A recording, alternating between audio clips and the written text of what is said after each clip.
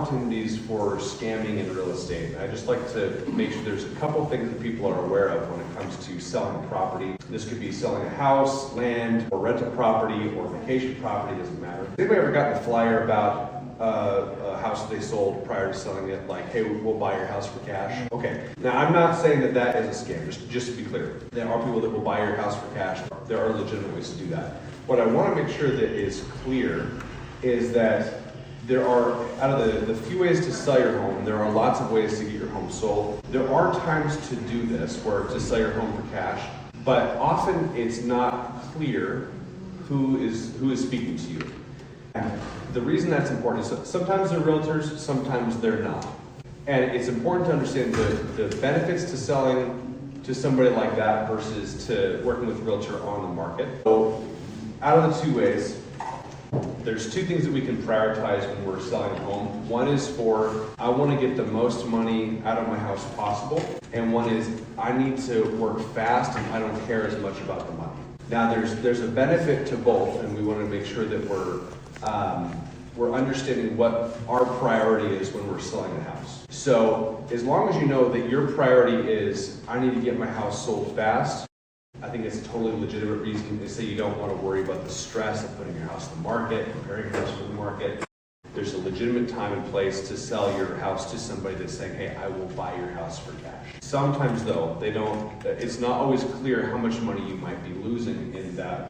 Investors will typically buy your house for about 60 to 70% of market value, which means you could be losing tens of thousands of dollars if you sell that way, as long as you're not potentially aware of the market. So, big takeaway is if you might be selling and say get two opinions and make sure that one of them is a licensed realtor. I'm always happy to give free evaluations. Most realtors are. So 60 to 70% of market value they'll offer is their intention. Or if you talk to a realtor, there are costs, of course, with associating with putting your house on the market as a realtor with a realtor.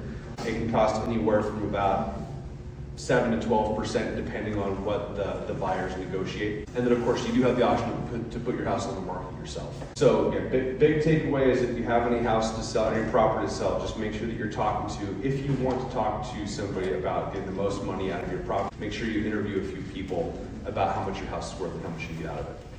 So that's basically all I had today. If anybody has questions, I'd love to stand up here and chat with you guys for a bit.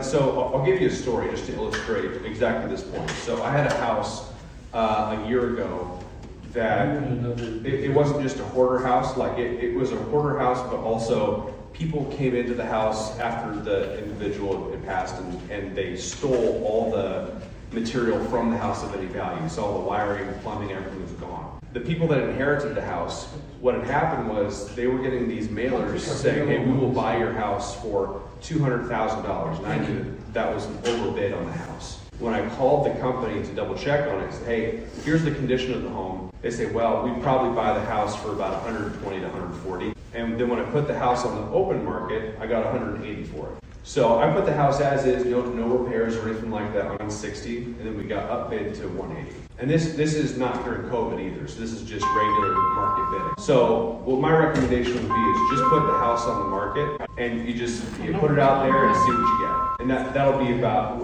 I'd say, best case scenario for the market as well. Though, if depending on what the speed is that you're wanting to get things sold at, I'd say that you'd want to wait for, I want it done as soon as possible. We're heading into winter. You're not going to get the best rate normally out of winter. Most markets operate that way, maybe except for Texas. States that have colder climate tend to not do super well. Spokane's got about a 10% variance between the high and the low. So where, if a house would sell at $400,000 during June, it'll probably sell at $360 during the low.